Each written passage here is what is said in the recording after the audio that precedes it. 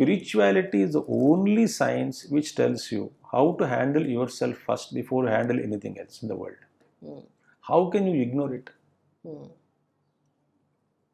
And you know one thing, today all the problems on the globe can be solved with spiritual thinking alone. And you know, modern IQ failed, EQ failed, and SQ is promoted now all over the world.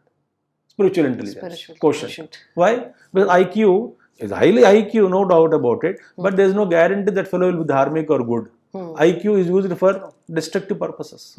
Also. There is no guarantee. So IQ, they say, okay, IQ is not good, we should bring in EQ, emotional quotient is required. But emotional quotient make a problem. It is not teaching us how to convert negative emotions into positive. Okay. That knowledge again is, only though emotion, behavioral pattern emotions, but how do, so we are basically training the outside behavior and not treating the inside. Of course, now today, propensities. Yes, today the problem is in corporate world you take.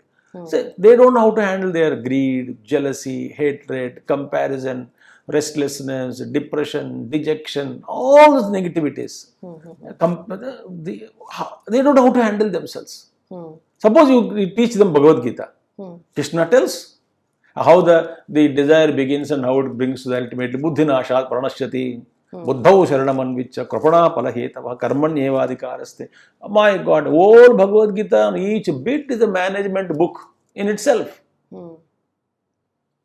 It takes us to the beginning of all problems. Yes. And then therefore, today I am telling, not only today, as long as humanity doesn't turn towards Vedanta, because Vedanta on the planet is a great science, because it is,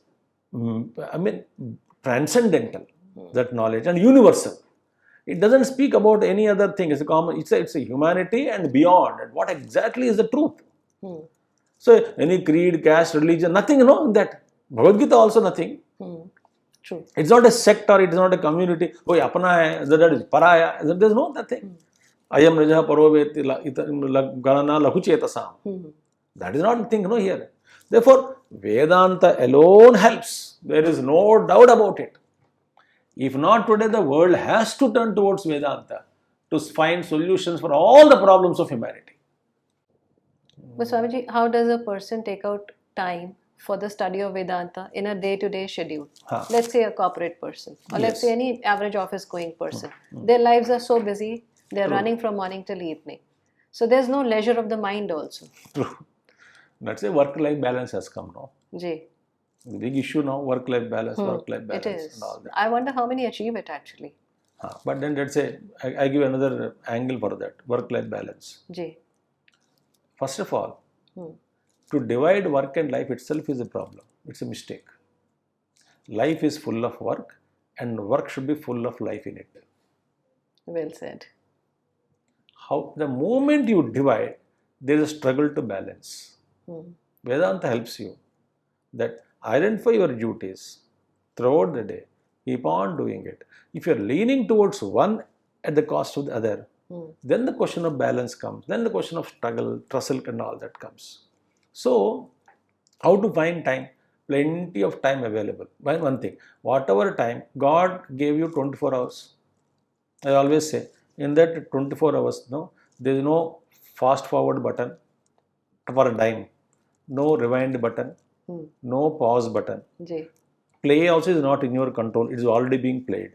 Right? Only one button is under your control, what you record it. Record button is in your control. Rest of the buttons in time we cannot play. So God gave you, all of us equally one thing. What? 24 hours time. That is the only thing which is given equally to all of us. Bodies are changing, health is changing, environment is changing, intellect capacity, everything is changing. But what is common God gave is to all of us 24 hours time. Now how do you use it? It's actually in your stride. It's in your only in your own wisdom. You have to decide. So therefore, how people take off for holidays, vacation, how people take off for late night parties. Do you think Vedanta is that much time? Can't we spend half an hour a day, 15 minutes a day? I always tell one thing. In olden days, Hero Honda has to have advertisement. Fill it, shut it, forget it. Right? How long you will take to fill petrol in the petrol bunk? Whole day? 5 minutes? 5 minutes. 10 minutes? Okay, but 5 minutes ho jata na. The moment 5 minutes done, then forget it for what? Maybe for 1 week or 4 days? Absolutely. Similarly, 5 minutes, 15, half an hour package a day. You can plan every day, half an hour. Not more than that. Even 20 minutes package. But intense package. That you study some book, understand, 5 minutes prayer, refresh yourself, get this thinking correct, knobs are made tuned properly for the day, and forget about for the rest of the day. You are a great successful guy in this world or a person. 20 minutes. And the story, management story is there, no? Somebody was cutting the wood with the seesaw. Okay. Right? So in the forest. Some saint was walking. He said, hey, why don't you... He saw him cutting the tree. Night he was returning, evening, still the guy is still cutting. The tree as it is smiling in itself, nothing is happening to me. You are tickling actually with the seesaw, not cutting me. Then the great saint said, my dear, why didn't you sharpen the saw? Okay. He said, I don't have time. Oh, okay. That is the question, answer for your question. All right. You say you want peace of mind. You don't want stress. You don't want you want concentration. You want high focus. You want high energy levels. Everything you want. But one doesn't have time. I don't have time to sharpen the saw. Where the effort is actually required. Now, that's what. How long it will take? How long you take petrol? The great masters have said 5 minutes meditation is enough. Just tune. And 5-10 minutes, whatever japa or prayer or puja, something, or book at least for 15 minutes, some intense study, maybe 3 pages a day. That's enough. We don't have to spend hours together in this thing.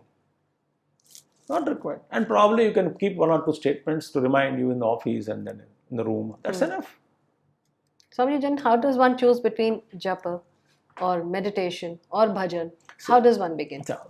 Actually, best is that depending upon the individual. Okay. Yeah, somebody can fond of japa and he can do it. Okay. Somebody is singing, listen to music and bhajans. Good. Tune yourself. Somebody who likes puja to do. Okay, fine. Somebody, but I always say, common, at least 1 page a day study. Suppose I take a book. It has about 200 pages. Okay. I will start today. I'll write with pencil. 3 pages a day, 4 pages a day, maybe 5 pages, 10-15 minutes I will read. Next day I will continue. The book will conclude in 2 months, 3 months. Doesn't matter. I carry the book wherever I go.